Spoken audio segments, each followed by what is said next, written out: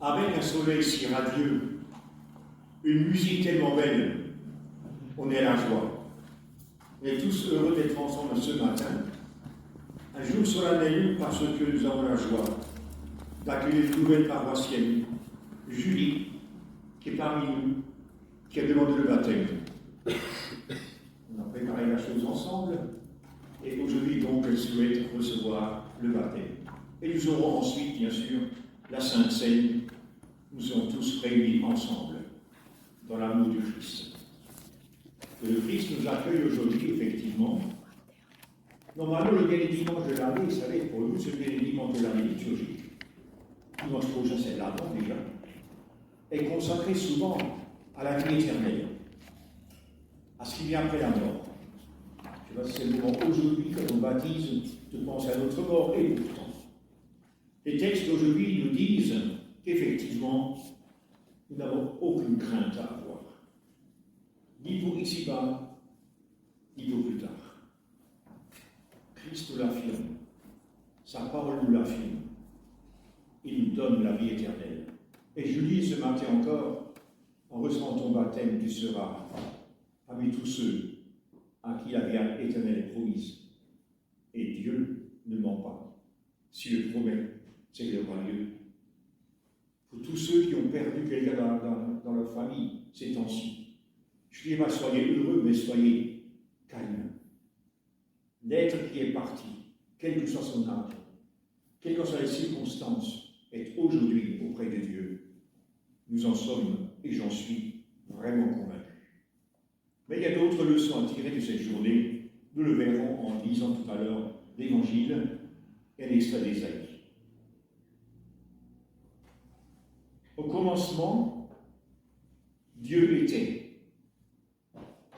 Ici maintenant, parmi nous, à grâce, à nos côtés, Dieu est.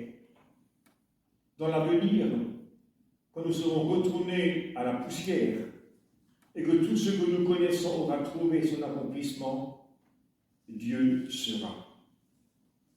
Non pour se détacher du monde, mais pour s'en réjouir. Non pour condamner le monde, mais pour le libérer en Jésus-Christ par l'Esprit Saint. Oui, Dieu était, Dieu est, et Dieu sera avec son amour. Amen. Et nous chantons, nous nous mettons debout pour chanter. Venez le célébrer, son grand amour de Dieu célébrer.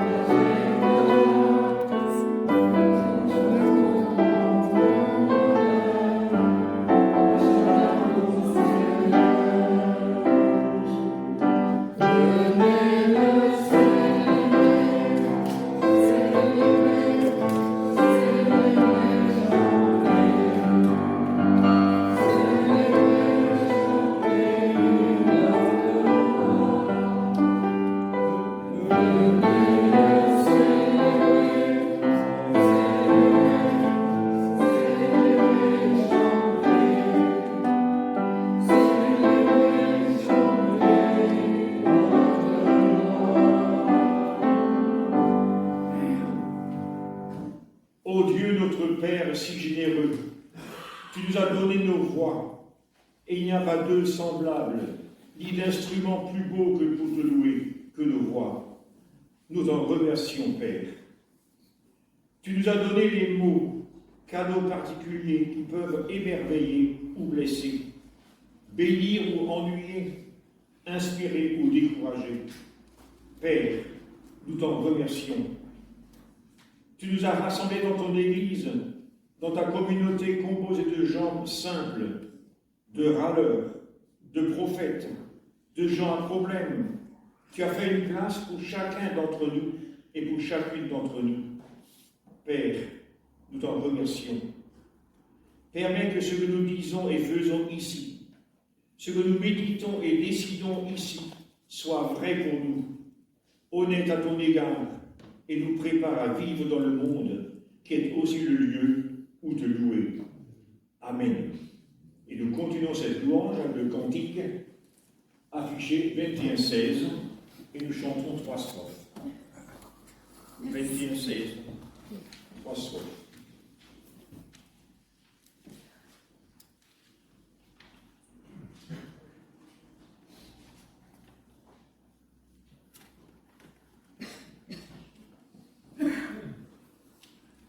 Aussi, je ne trouve pas les pages, c'est à la page 248. Voilà, merci. 248. Voilà. Avec toi, Seigneur, tous ensemble.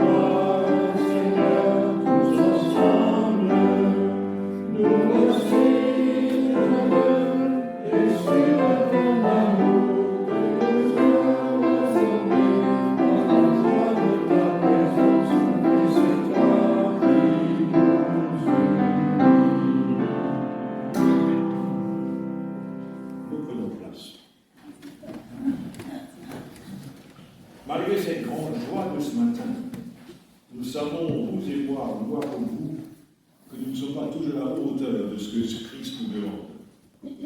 Prions ensemble, reconnaissons notre humilité et notre façon de prier. Père, dans la miséricorde, n'écoute pas ma prière, ô Dieu, quand elle s'apitoie trop sur moi-même, et quand tu me vois trop prétentieux. Je t'en prie, ne prête pas attention à mes paroles. Quand tu vois mon cœur envahi d'égoïsme, quand mes petits désirs prennent trop de place dans ta tendresse, détourne-toi, ô Dieu, de ce que je dis. Quand mes larmes ne sont que colère, quand ma voix n'est qu'indignation, dans ta bienveillance, ignore-moi, ô Dieu, mon tendre Père. Et quand tu vois que c'est la vie que je refuse avec ses croix et ses difficultés, je t'en prie, regarde ailleurs, ô Dieu, mon tendre Père. Mais nous savons, tu nous l'as dit, que ce matin et toujours, tu nous pardonnes. Amen. Et nous chantons, ô Seigneur, pardonne, pardonne pour nos péchés.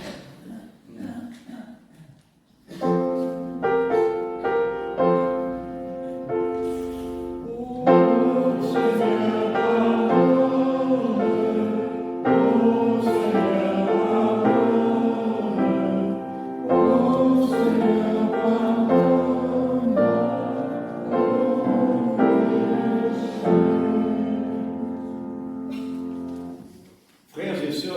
sincèrement que l'Esprit de Dieu recrée sans cesse en nous son image, qu'il change nos esprits encombrés de peur. Il nous rend capables ce matin de donner du goût à notre terre et d'illuminer ce monde par son amour. Il souffle sur nous le vent des béatitudes et du pardon pour donner un visage au royaume de Dieu qui accueille tout homme et toute femme de bonne volonté. Oui, je crois sincèrement que Dieu désire la vie, notre vie, et il nous la donne sans mesure. Et nous chantons nos remerciements en nous mettant debout. Ô ma joie, ô mon espérance.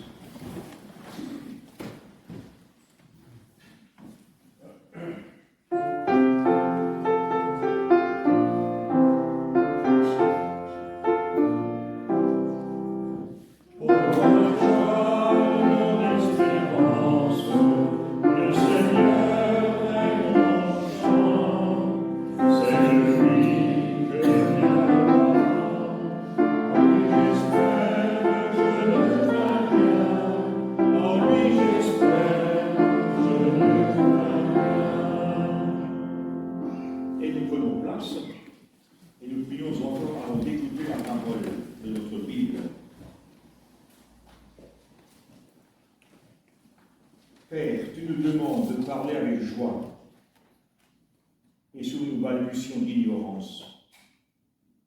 Tu veux nous faire collaborer à ton œuvre d'amour et nous nous laissons accabler par nos petites insuffisances. Mais aujourd'hui, viens dans nos cœurs et nous serons transfigurés à l'image de Jésus. Parle-nous maintenant, Père, nous t'écouterons. Amen. Aujourd'hui, nous allons écouter deux lectures. Là, je demanderai à notre ami de venir lire la première lecture. Oui. Je vous délivre. En Ésaïe, ce grand prophète.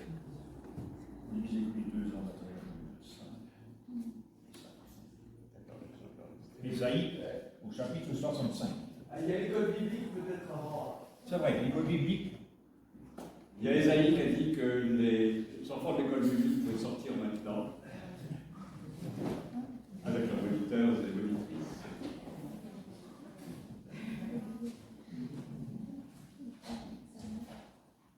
Voilà.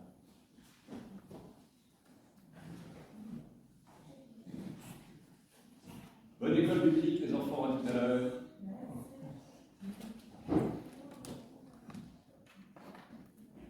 Je vais créer un ciel nouveau, une nouvelle terre. On ne se rappellera plus les choses d'autrefois, on n'y pensera plus. Réjouissez-vous plutôt et soyez toujours tous remplis d'allégresse à cause de ce que je crée. Oui, car je vais créer une Jérusalem remplie de joie et son peuple plein d'allégresse. J'exulterai moi-même à cause de Jérusalem et je me réjouirai au sujet de mon peuple. On n'y entendra plus de pleurs ni de cris de détresse. Et un peu plus loin, les loups et les agneaux paîtront ensemble, le lion mangera du fourrage tout comme le bétail, le serpent mordra la poussière, il ne se fera plus ni mal ni destruction sur toute ma montagne sainte, dit l'Éternel. Et maintenant, nous avons un passage de l'évangile de Marc, au 2e chapitre. Quelques jours plus tard, Jésus se rendit de nouveau à Capernaum. On apprit qu'il était à la maison. Une foule s'y rassembla et si nombreuse qu'il ne restait plus de place, pas même devant la porte. Et Jésus leur annonçait le message de Dieu. On lui amena un paralysé, porté par 4 hommes. Mais il ne put pas le transporter jusqu'à Jésus à cause de la foule. Alors ils montèrent sur le toit en terrasse, défirent la toiture des maisons, au-dessus de l'endroit où se trouvait Jésus, et par cette ouverture, ils firent glisser le brancard sur lequel le paralysé était couché. Lorsqu'il vit de quelle foi ces hommes avaient en lui, Jésus dit au paralysé, « Mon enfant, tes péchés te sont pardonnés. Et aussitôt, quelques spécialistes de la loi, qui étaient dans la foule, dirent en eux-mêmes, comment cet homme ose-t-il parler ainsi? Mais il blasphème. Qui peut pardonner les péchés si ce n'est Dieu seul? Jésus sut aussitôt en son esprit les raisonnements qu'ils se faisaient en eux-mêmes. Il leur dit, pourquoi raisonnez-vous ainsi en vous-même? Qui a dit le plus facile à dire? Dire au paralysé, tes péchés te sont pardonnés, ou bien, lève-toi, prends ton brancard et marche. Eh bien, vous saurez que le Fils de l'homme a sur la terre le pouvoir de pardonner les péchés. Alors il déclara au paralysé, je te l'ordonne, lève-toi, prends ton brancard et rentre chez toi. Aussitôt, cet homme se leva, prit son brancard et sortit devant tout le monde. Tous en furent stupéfaits et rendirent gloire à Dieu en disant, nous n'avons jamais rien vu de pareil.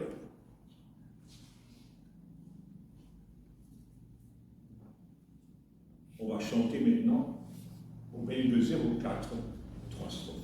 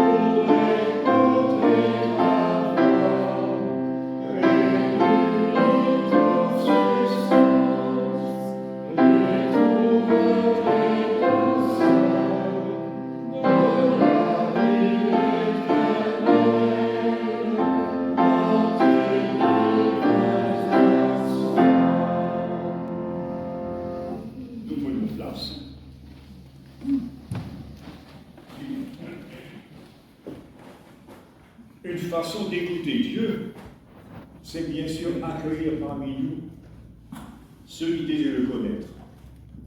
Julie, qui est ici présente, a demandé il y a quelques ans déjà de la préparer à ce baptême, car il souhaite connaître Jésus.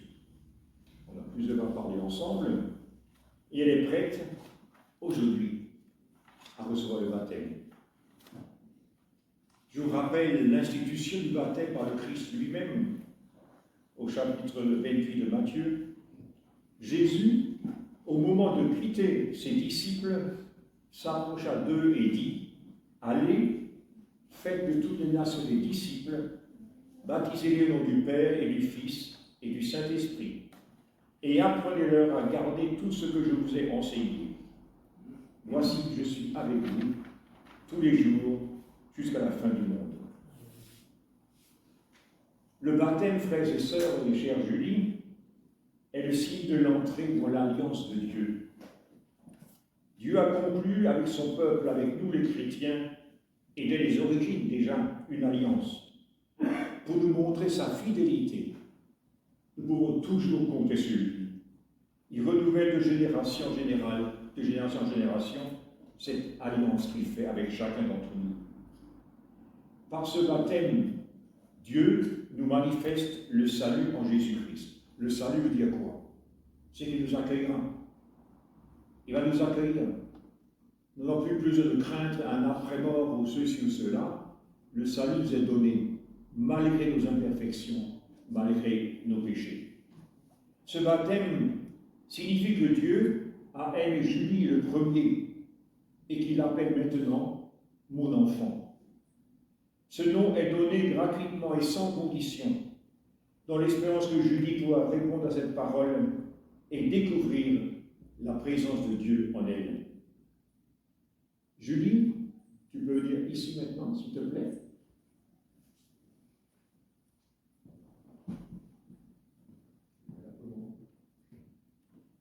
Julie, nous tous, nous t'accompagnerons sur le chemin de la foi. Avec toi, nous apprendrons à faire jaillir grâce à Dieu une vie nouvelle, de foi, de chaleur, de tendresse, et avec toi peut-être bâtir un monde meilleur, de justice, de paix et d'espérance. Nous sommes tous réunis pour louer Dieu ce matin, pour cette vie qu'il a donnée à Julie, notre jeune amie qui demandons son baptême. En Julie, nous vivons ce que signifie naître de nouveau, d'une manière nouvelle et consciente. En elle, Dieu crée à nouveau le monde et nous ouvre à l'émerveillement, à des possibilités que nous avions oubliées. Frères et sœurs, nous ne vivons pas seuls, mais devant Dieu, et surtout, nous vivons les uns pour les autres. Nos vies sont liées dans une alliance d'amour avec Julie. Nous la baptisons dans le désir de lui montrer un chemin de vie qui manifeste l'amour, le respect et la justice. Nous la baptisons aussi dans l'intention de témoigner pour elle de la vie, de la création de Dieu. Nous la baptisons dans le désir qu'elle demeure dans la présence de Dieu, comme nous sommes nous aussi dans sa présence. Nous la baptisons dans le désir de la voir grandir en maturité spirituelle, en sagesse, dans la conscience du service des autres. C'est le chemin que le Christ nous a montré. Chacun de nous a un rôle unique à jouer dans l'agrandissement de la foi de Julie. Nous sommes aujourd'hui tous responsables d'elle. J'invite ses amis, parrains et marraines, à nous rejoindre.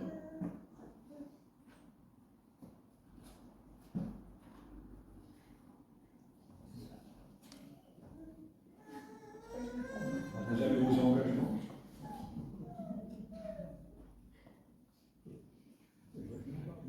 Lui, il s'est baptisé plus tard. Il vous se fait déjà, mais c'est pas le moment. Pour moi, c'est Julie seul.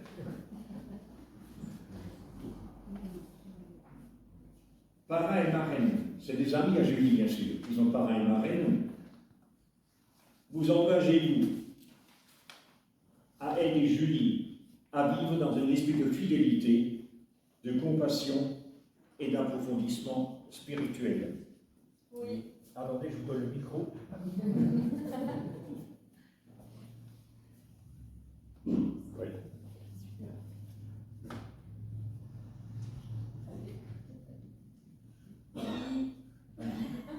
Allez-y. Oui, oui. Oui. Donnez votre texte, lisez votre texte.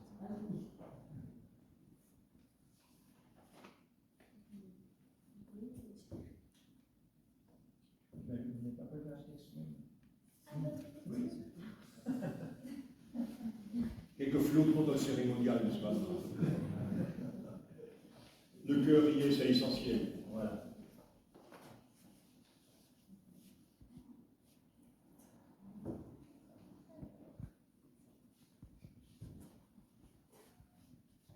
Julie, nous entamons notre 15e année d'amitié avec beaucoup de folie, de rire, de joie, de danse. Oui.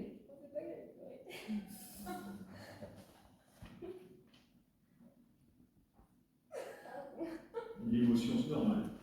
Continuez.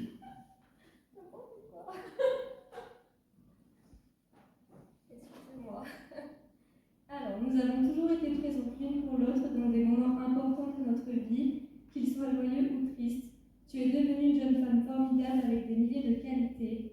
Tu es toujours souriante, généreuse, dévouée pour tes proches. Tu es aussi une grande pipelette qui passe par tous les chemins pour nous raconter l'histoire. Mais sans ça, tu n'es pas notre Julie. Nous avons grandi ensemble, nous sommes passés de jeune adolescente à jeune femme, une jeune femme entreprenante et ambitieuse. Puis arrive le jour où tu rencontres ma moitié, Roro, qui est ici présent. Un lien d'amitié se crée entre vous. Nous créons encore de nouveaux souvenirs, encore et encore des moments de rire.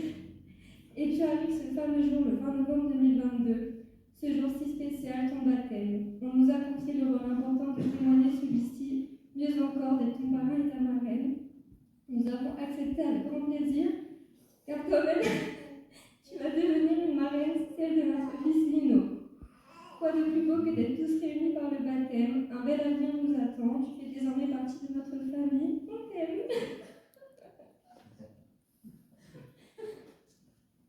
Merci. Et vous, la communauté chrétienne de cette paroisse, et vous tous les amis de Julie, vous engagez-vous tous à être un groupe fidèle qui pourra guider Julie et la soutenir dans sa vie? Si c'est le cas, répondez oui, avec l'aide de Dieu. Oui, avec l'aide de Dieu. Avant de nous baptiser, Julie, que crois-tu? Donne-nous ta confession de foi.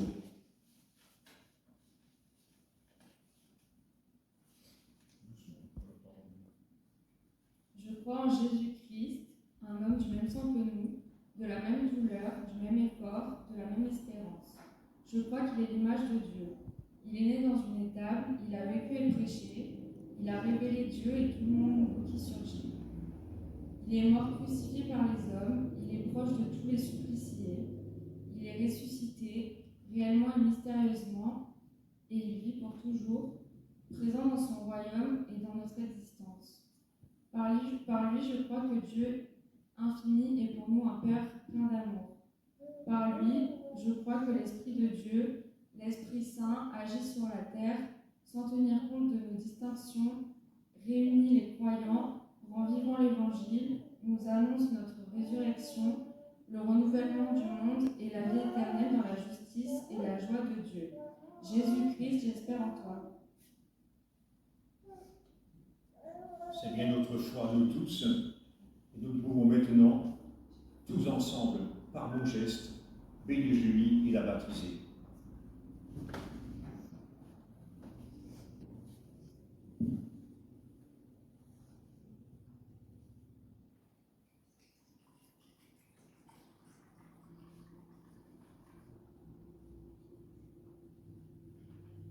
Parrain et marraine, on a l'habitude de faire ça, touche l'eau, pour montrer qu'ils sont en accord avec cette foi et qu'ils vont suivre Julie tant qu'ils peuvent.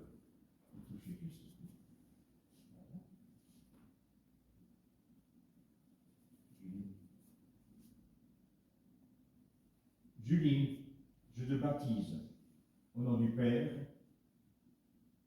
et du Fils et du Saint-Esprit. Que le Seigneur soit avec toi. Maintenant, l'Esprit Saint est venu en toi. Il va te guider durant toute ta vie. Essaye d'être attentif et de l'écouter tous les jours, pour ton bien, pour l'amour pour les autres et pour la vie de l'Église. Julie, sois reçue parmi nous et que Dieu soit avec toi toujours. Amen.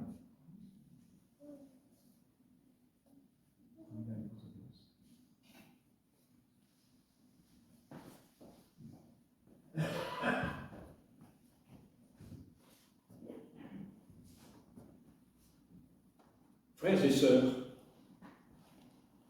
rappelez-nous notre baptême. Vous avez eu la même bénédiction il y a tant et tant d'années, consciemment ou inconsciemment, vous étiez bébé peut-être, mais cette fois toujours en vous. Alors, Julie maintenant est devenue chrétienne. Elle a promis dans un très beau texte qu'elle suive Jésus-Christ, et effectivement, cela marquera toute sa vie.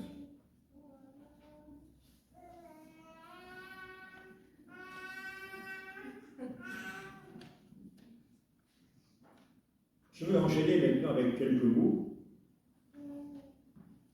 Vous avez écouté ces deux textes, on rêve, on rêve. Ésaïe raconte un jour, les animaux vont dormir ensemble sans se faire du mal. Le loup et l'agneau sont côte à côte, tranquilles, en train de discuter et ne pas en train de se manger, en train de s'attaquer les uns les autres. Ésaïe, bien sûr, dit cela avant tout, non pas pour un monde futur, mais il pensait déjà à la paix qu'il y aurait un jour avec Israël et les autres peuples. Il annonçait un moment de paix qui devait arriver. L'Église chrétienne, bien sûr, a repris ce texte à son compte et veut en faire un genre d'illustration d'un monde où Dieu reviendra un jour, Jésus reviendra un jour, et tout ira bien. Ça fait 2000 ans que Jésus est parti. Est-il revenu? Pas encore. Où est ce monde tant promis? On n'ose plus y croire. Et tout ce qui se passe aujourd'hui dans le monde, avec la guerre dans tous les coins du monde, on ne peut même pas les citer, vous l'avez tous les jours à la télévision et dans vos journaux. Il semble que le monde s'enfonce davantage encore dans la guerre. Et pourtant, nous les chrétiens, nous sommes appelés, malgré cela, à vivre en paix et surtout à croire en la paix. Et c'est pour ça cette union de ce texte du paralysé et d'Ésaïe me paraît pas mal opportun. Parce que par ce texte, si tu le remarques, dès le 2e chapitre, donc dès le début de la vie de Jésus, on se rend compte de la mission que nous avons tous. Jésus est venu pour transformer la terre, et les hommes et les femmes de cette terre. Nous sommes appelés, nous, frères et sœurs, vous comme moi, à transformer cette terre. Bien sûr, on ne va pas aller en Irak ou dans d'autres pays pour mettre la paix, mais ici, dans la paix. Et ce geste de la guérison du paralysé est tout à fait unique dans l'Évangile. Parce qu'on se rend compte qu'il décrit toute la vie que nous avons, nous, à mener en tant que chrétiens sur la terre. Un homme a dit, je vais aller voir Jésus. On suppose. Et 4 autres se sont mis debout et l'ont amené vers Jésus. Premier élément déjà. On peut prendre tous les éléments de cette histoire, ce n'est pas une parabole, c'est une histoire. Et en faire une conclusion. On ne va pas à Jésus tout seul. Il faut être aidé. Pour ça que nous avons ce matin demandé à la communauté de s'engager avec Julie pour l'aider éventuellement à aller vers Jésus. 4 personnes l'ont porté vers le Christ, vers Jésus à l'époque. L'ont porté vers lui. La communauté a son rôle à jouer. Et nous oublions souvent que vous êtes connus comme chrétiens à grâce et là où vous habitez. Et tout le monde sait qui vous êtes. Si nous ne sommes pas des gens, je ne dis pas exemplaires, loin de là, on a tous nos défauts, mais des gens qui essayons de vivre l'amour avec les autres, eh bien nous ne rendons pas témoignage. Et puis surtout, ce témoignage, frères et sœurs, doit être fort, très fort. Voyez, ces 4 hommes avancent, et une foule immense, elle dit dans l'Évangile, obstrue le passage vers Jésus. Ils le font quand même, enfin, ils contournent la foule, vont sur les toits, dans ces toits plats de Palestine, enlèvent quelques tuiles et descendent le paralysé pile dans la salle où se trouve Jésus. Mais quel courage! Ils ont le courage d'aller jusqu'au bout. Ils ont dit, non, j'abandonne, on ira une autre fois. Non. Voir Jésus, ça se fait tout de suite quand il faut le faire.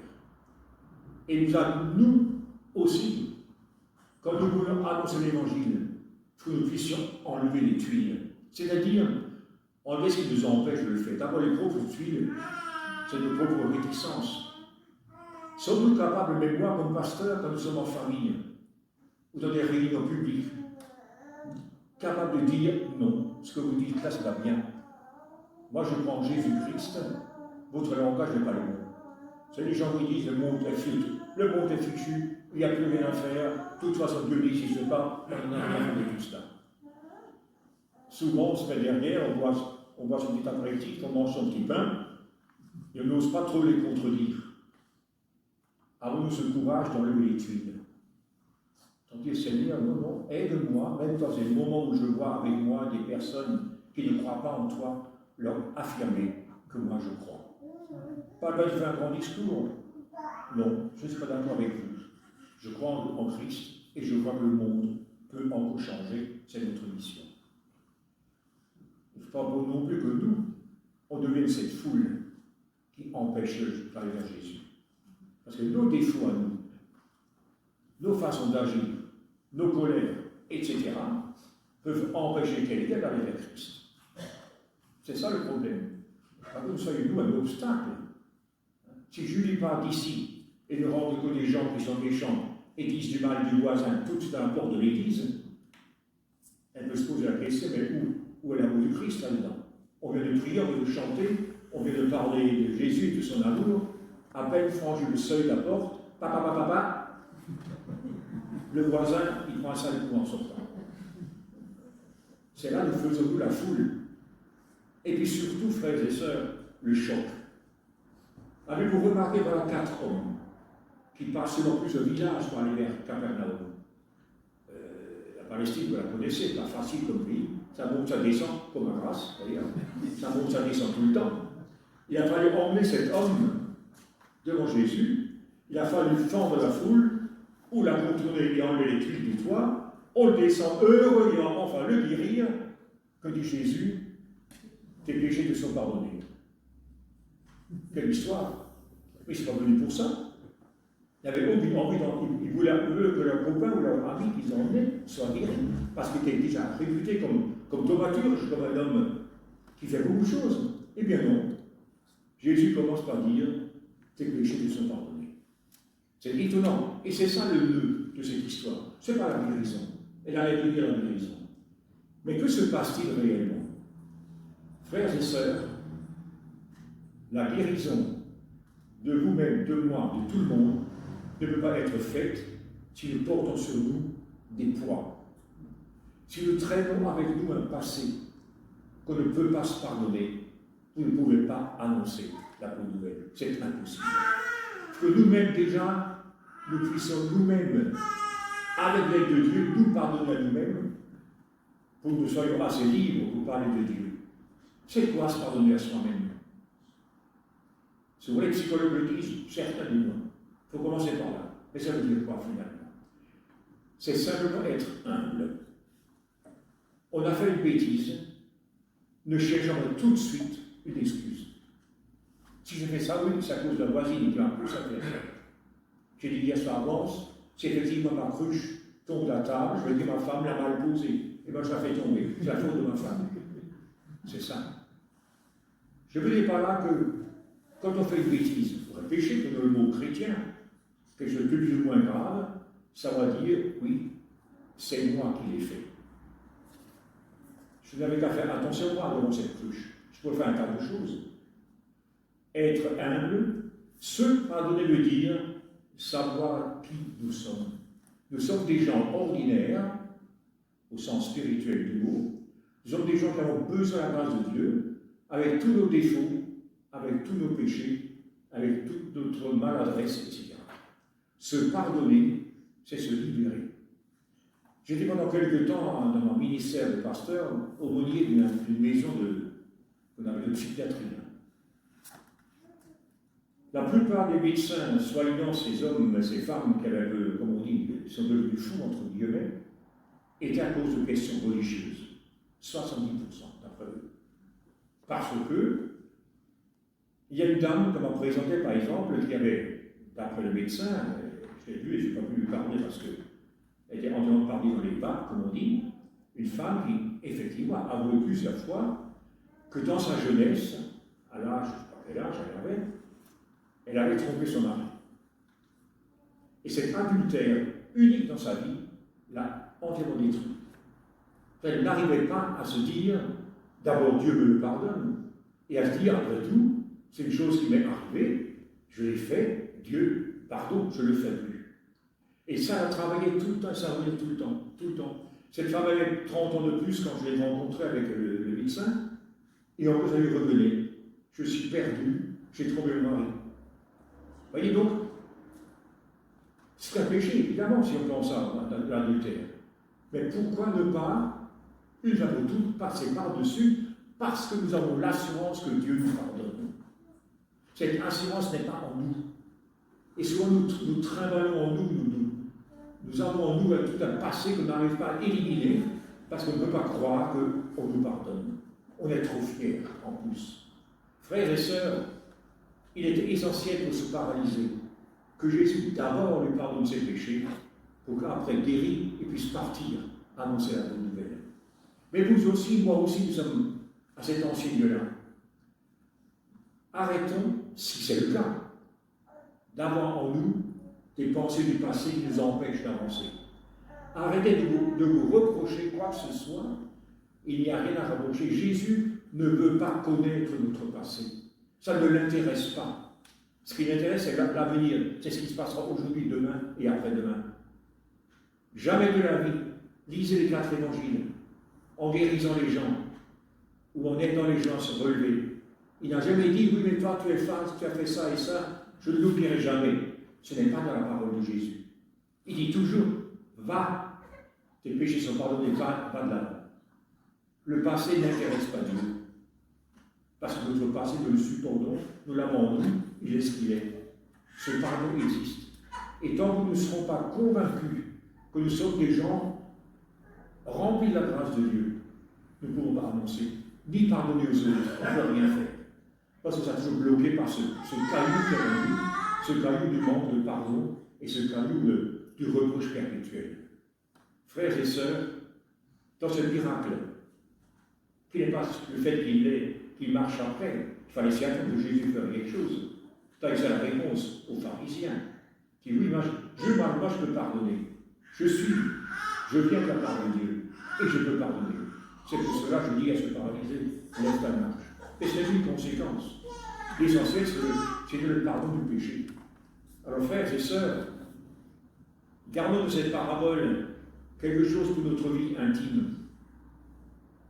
D'abord, avouons ce que nous avons fait, mais sachons immédiatement que Dieu nous pardonne et que nous pourrons aller plus loin avec un intérieur qui soit dégagé, qui soit ouvert. On ne peut pas marcher avec 2 tonnes de poids sur le dos. Il faut marcher libre. Et toute la parabole de ce matin, pas la parabole, toute l'histoire de ce matin nous montre qu'effectivement, nous devons avancer. Julie, maintenant, a été baptisée. Son passé est loin d'être, s'il a un passé, même douloureux peut-être, il est effacé aussi. Ce qui restera en elle, c'est cette grâce de Dieu. Pas à la baptiser, mais à nous tous. Et même sans être baptisé, un homme, une femme dans la vie qui ne connaît pas encore Dieu, qui sincèrement regrette ce qu'il a fait, et croit que Dieu pardonne, il peut avancer. Quand nous sommes purs de cette façon-là, nous pouvons pardonner aux autres. Parce que nous aurons compris que l'autre aussi a des problèmes comme nous. En vouloir à quelqu'un, ça veut dire quoi? C'est le juger. Moi, je suis meilleur que toi. Tu m'as fait ceci, toute ma vie, j'y penserai. Non. Non. En Dieu, nous pouvons dire qu'il a fait ceci. Je ne sais pas pourquoi il m'a fait du mal. Il y a peut-être des raisons que je ne connais pas. Un passé difficile que moi je ne connais pas. Et pour cela qu'il était vindicatif, pour cela qu'il a été méchant avec moi, peut-être, tout cela mérite le pardon. Il ne faut jamais en vouloir à quelqu'un parce qu'on ne connaît pas sa vie. On ne connaît pas ce qui l'a poussé. Il y a même des théologiens qui vont justifier mes pensées à Hitler. Comme cet homme qui était au petit séminaire à l'âge de 15 ans, on arrive à être le meurtrier qu'il était. Qu'est-ce qui s'est passé dans sa vie? Dieu seul le sait, effectivement. Et lui, bien sûr. Alors, frères et sœurs, tes péchés te sont pardonnés. Prenez ça comme mot qui vous concerne. À tout instant. N'ayez pas peur d'avancer, n'ayez pas peur de dire que vous aimez Dieu. Dieu vous aime. Il vous a pardonné. Et nous pourrons ainsi, comme une jeune baptisée, comme tous ensemble, marcher dans la vie, dans le pardon à nous-mêmes, c'est essentiel, dans le pardon aux autres, dans l'amour de Dieu qui tous les jours nous attend. Je vous laisse ce message en quittant en grâce. Je souhaite vraiment que cette paroisse soit une paroisse remplie de pardon. soit une paroisse remplie de joie, soit une paroisse remplie d'amour pour les autres. Grâce est grande. D'autres personnes vous attendent encore et vous regardent. On peut être envie d'avoir une parole de votre part. Alors soyez attentifs. Soyez parmi ceux qui portent les gens comme les 4 hommes qui portent les gens vers Jésus. Pas de grands discours, mais soyez attentifs à aider. Dans les petits coins que vous habitez, ou dans votre travail, ou là où vous êtes. Grâce vous attend. Toujours, sans que nous le sachions, Dieu est présent et les gens ont besoin de lui. C'est toute la grâce que je souhaite réellement dans cette paroisse que j'ai tellement aimée. Amen.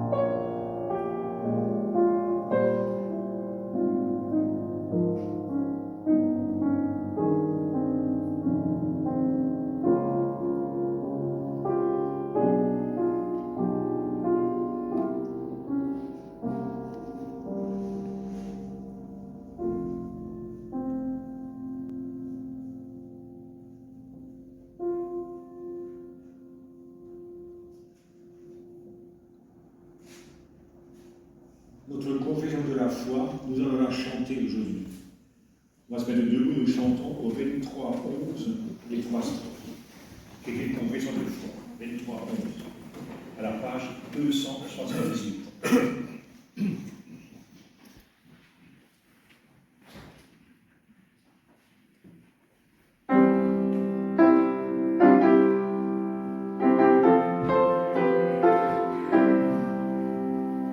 Je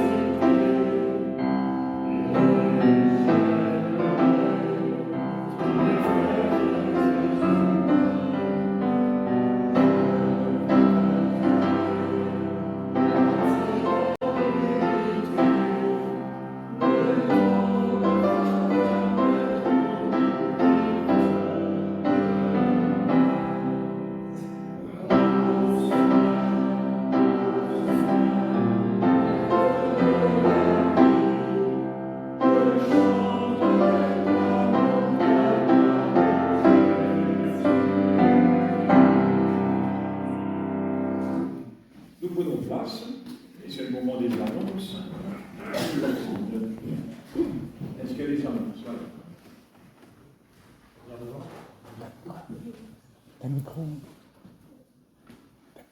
Bonjour, on m'a chargé de faire les annonces au nom de la paroisse. Déjà très important, très important. Il y a un verre de l'amitié prévu à l'issue de ce culte, en guise de bienvenue pour Julie dans la paroisse. Et aussi pour le départ de Roger et Marielle. Voilà, encore, j'anticipe un peu, un énorme merci pour tout ce que vous avez apporté à notre paroisse ici. Voilà, c'était vraiment une chance, un privilège de vous avoir. Que le Seigneur vraiment vous bénisse. Prochain culte, samedi prochain, ici à 18h, un culte autrement, animé par les jeunes du caté. Culte doublement particulier, triplement. D'une part, il y a les jeunes du caté, d'autre part, il y aura la présence de nos amis de la communauté adventiste qui se réunissent à Saint-Largès.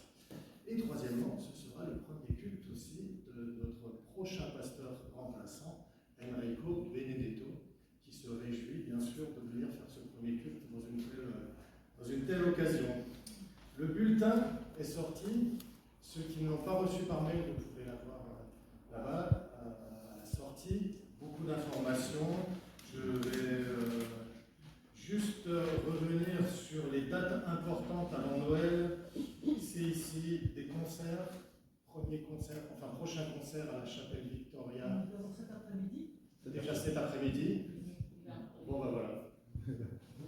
Non, vas-y, puisque je te laisse parce que j'ai pas de prospectus. Donc, au profit de aider. Bonjour, l'après-midi, donc à 17h, ici même, un concert avec un pianiste et un flûtiste. Un concert au profit de aider. Et c'est l'entraide de l'église protestante unie. Voilà. Merci. Ensuite, prochain concert le 27. Oui. Le 27, c'est organisé par les amis de la chapelle Victoria. Et c'est ici, et c'est le tango autrement. Donc il y a 4 musiciens, piano, violon, accordéon, violoncelle, ça va être magnifique. Venez tous, et on va danser le tango. Une annonce, je le fais dans l'ordre chronologique, de la part de Christian Barbery. Il y a Sketcher qui fera un spectacle le 2 décembre à l'église de Cannes. Donc voilà, on a eu l'occasion de les avoir ici. Ils ont préparé ce spectacle en partie avec les jeunes du caté. Donc n'hésitez pas à faire passer l'annonce autour de vous. Donc un spectacle, une pièce de théâtre qui aura lieu au temple de Cannes. C'est donc vendredi 2 décembre à 20h. Ensuite, on est en décembre. Le 11, notez bien la date, le 11 décembre pour la fête de Noël ici. Pensez à réserver pour le repas, tout le monde peut y participer. Réservez aussi, si vous voulez, des chocolats ou des pains d'épices. Ce sera des ventes, je vous le conseille, pensez à réserver parce que ça part vite en général. Vente au profit de Eve, bien sûr. Couronne de l'Avent. Pareil, ceux qui veulent des couronnes de l'Avent, peut-être Pierre. Oui, alors couronne de l'Avent, je prends les commandes, que l'usine sache combien il y en a à fabriquer. C'est au profit de l'entraide protestante de Vence, qui, vous le savez sans doute, entretient un foyer avec 4 chambres et 6 couchages possibles.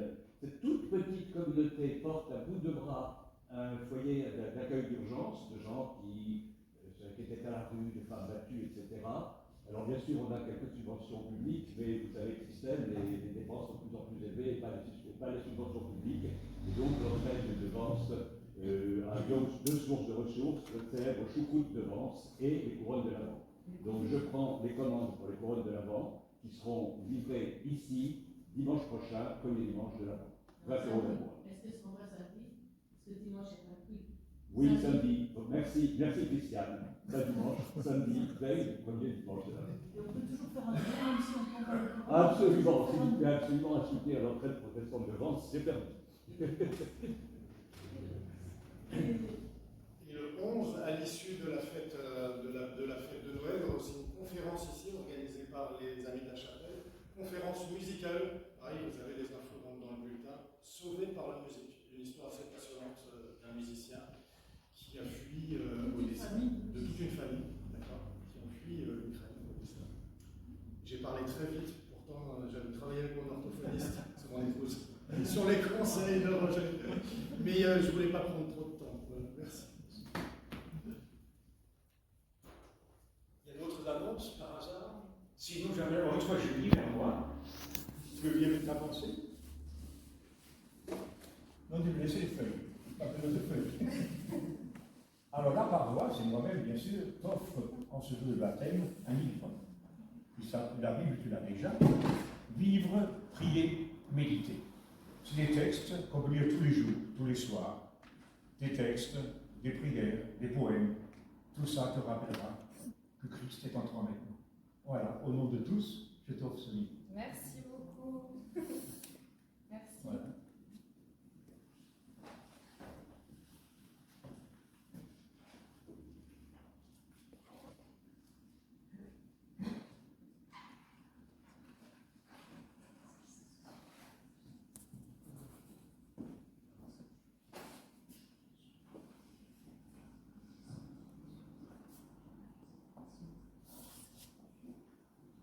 Jésus a montré son amour très grand, immense, la veille de sa mort. Il a rassemblé ses disciples et ensemble ils ont partagé le pain et le vin. Alors je vous invite d'abord à la prière d'intercession. Notre Dieu, nos mots peuvent t'évoquer, mais jamais te contenir. Nous prenons maintenant un temps pour nous souvenir de celles et de ceux qui ont façonné la foi qui nous porte, par leurs chants ou en partageant des histoires, en nous invitant quand nous nous sentions à l'écart ou en priant pour nous, sans que nous l'ayons demandé. Pour toutes ces personnes qui ont influencé ma vie, je te dis merci Seigneur et je te les nomme en silence.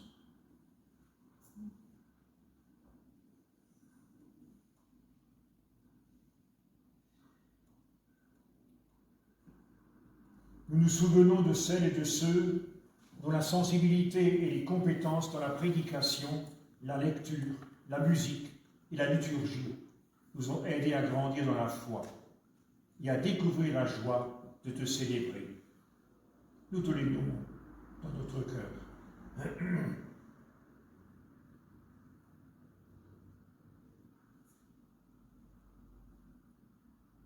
Nous nous souvenons de celles et de ceux qui encouragent d'autres à t'aimer, en dehors des temples et des églises, celles qui enseignent les enfants, celles et ceux qui animent les activités de jeunesse, celles et ceux qui prient et accompagnent dans les hôpitaux, dans les écoles, dans les prisons, dans les armées. Dans notre cœur, nous te les nommons.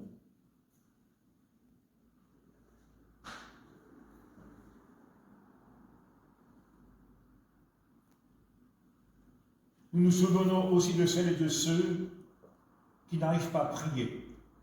Nous en connaissons peut-être, qui peinent à cheminer dans la foi, ou qui ont peur des changements dans l'Église, comme dans tous les espaces de leur vie. Si nous nous en souvenons, nous te les nommons maintenant dans notre cœur.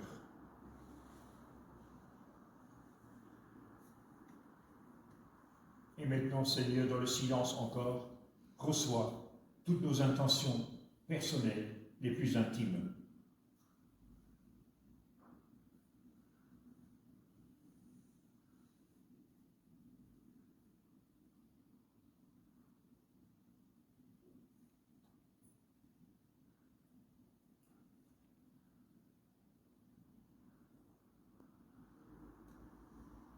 Dieu bon, transforme-nous, pour que généreux, confiants et dans l'attente du meilleur qui est encore à venir, nous devenions vraiment semblables au Christ. Aide-nous à suivre Jésus avec passion, plutôt que de l'admirer passivement. Fais de nos églises des communautés de disciples fidèles et des signaux tendus vers le ciel aux yeux de tous les hommes. Alors en nous, par nous et au besoin malgré nous, que ton royaume vienne. Et nous unissons toutes ces pensées et toutes ces intentions en te disant les mots que Jésus nous a appris ensemble. Notre Père, qui es aux cieux, que ton nom soit sanctifié, que ton règne vienne, que ta volonté soit faite sur la terre comme au ciel. Donne-nous aujourd'hui notre pain de ce jour. Pardonne-nous nos offenses, comme nous pardonnons aussi à ceux qui nous ont offensés. Et ne nous laisse pas entrer en tentation, mais délivre-nous du mal, car c'est à toi qu'appartiennent le règne, la puissance et la gloire, au siècle des siècles. Amen. Frères et sœurs, dans les maisons de Pierre, de Jairus, de Marthe et de Marie, du lâcher et du collecteur d'impôts, et de Simon le pharisien, il, Jésus, était toujours l'invité. Au repas des riches, où il parlait des pauvres, au repas des justes, où il parlait des pécheurs, il était toujours l'invité, Jésus. Irritant le beau monde, fraternisant avec le rejeté, accueillant l'étranger, il était toujours encore l'invité. Mais ici, aujourd'hui, à cette table, c'est lui qui nous invite. Ceux qui désirent le servir doivent d'abord se laisser servir par lui. Ceux qui veulent le suivre doivent d'abord se laisser accueillir par lui. Ceux qui veulent nourrir les autres doivent d'abord se laisser nourrir par lui. Jésus-Christ, qui s'est assis à nos tables, nous invite maintenant à la sienne. Alors vous qui avez faim et soif, vous viendrez tout à l'heure pour accueillir son pain et son vin. Ce que nous faisons maintenant, nous le faisons à l'image de ce que le Christ fit le premier. La nuit où il fut trahi, et pendant qu'ils étaient à table, Jésus prit du pain et le rompit et le donna à ses disciples en disant « Ceci est mon corps. Il est brisé pour vous et à cause de vous. » Plus tard, lorsqu'ils eurent mangé, il prit une coupe de vin et dit « Ceci est la coupe de la nouvelle relation avec Dieu, rendue possible grâce à ma mort et à ma vie. Buvez-en tous, faites ceci en mémoire de moi. » C'est pourquoi nous reprenons maintenant les gestes de Jésus. Nous prenons ce pain et ce vin, fruits de la terre et du travail des hommes. En eux, Jésus nous dit sa présence. À travers eux, le Christ nous rend pleinement humains. Prions. Le ciel est ici, la terre aussi. Et l'espace entre les deux est étroit. La distance peut séparer, mais ta promesse, ô Dieu, unit celles et ceux que le temps limite, celles et ceux que l'éternité bénit. Que le ciel se réjouisse, que la terre entière chante ton amour. Le ciel est ici, la terre aussi. L'église de là-haut, l'église ici-bas ne sont qu'une. Pierre est ici, Paul est ici, Marthe et toutes les Maries sont là, François d'Assise, Martin Luther, le docteur Schweitzer, les amis de Dieu d'il y a longtemps et ceux qui nous ont quittés depuis peu. Seul l'abus nous empêche de les voir, mais ils sont tous avec nous, juste de l'autre côté, avec toi. Que le ciel se réjouisse, que la terre entière chante ton amour. Oui, le ciel est ici, la terre aussi. Toi qui les as créés, tu es présent toi aussi. Tu es maintenant assis à nos côtés. Ton esprit comme une colombe est parmi nous et entre en nous. Tu respires le souffle de nos prières et tu prépares une table de fête pour toute la création. Que le ciel se réjouisse, que la terre entière chante ton amour. Frères et sœurs, vous qui croyez en lui, soyez certains qu'il est maintenant présent. Il vous attend. Venez tous accueillir son pain, son vin, qui nous montre son union avec nous. Venez, vous êtes tous attendus.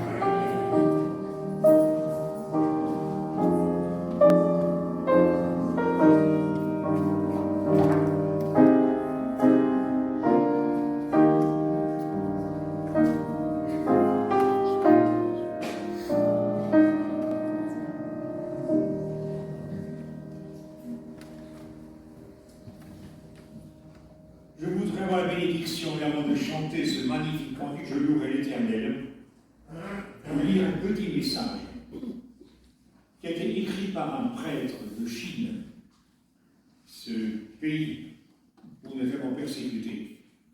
Ce prêtre, il croit vraiment en l'amour de Dieu pour nous. Il cite ça comme Dieu qui nous parle. Laissez-vous transporter par ce texte. C'est mon message d'au revoir. Je connais ta misère, dit Dieu, les combats et les tourments de ton âme, la faiblesse et les infimités de ton corps. Je connais des fois ta lâcheté, tes péchés et tes défaillances, et je te dis quand même, donne-moi ton cœur, aime-moi comme tu es. Si tu attends d'être un ange pour m'aimer, alors tu ne m'aimeras jamais. Aime-moi tel que tu es, dans la ferveur ou dans la sécheresse, dans la fidélité ou dans l'infidélité. Mon enfant, dit Dieu, laisse-moi t'aimer, je veux vivre dans ton cœur. Je compte bien te changer, mais en attendant, je t'aime comme tu es. C'est le chant de ton cœur qui m'importe. Ce ne sont pas les vertus que je te demande. Ne t'inquiète pas de cela. Les vertus, elles viendront plus tard. Surtout, aime. L'amour te fera faire tout le reste sans que tu y penses. Ne cherche qu'à remplir le moment présent et chaque moment présent de ta vie d'un seul mot, l'amour. Amen. Et nous chantons ensemble les strophes 1 et 4 du 12-01. Je louerai l'Éternel. Page 170.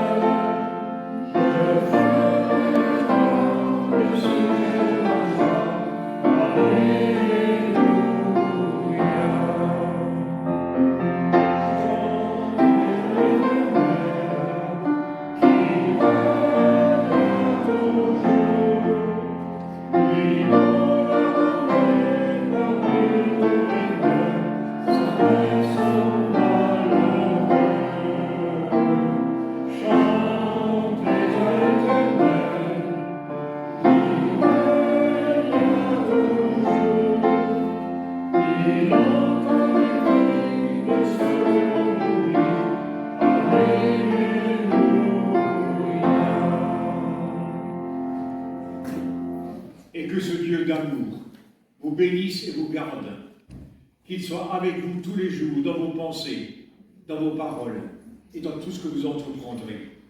Amen. Et surtout, n'oubliez pas d'aimer. Amen. À tous, un joyeux dimanche, une bonne semaine. Merci.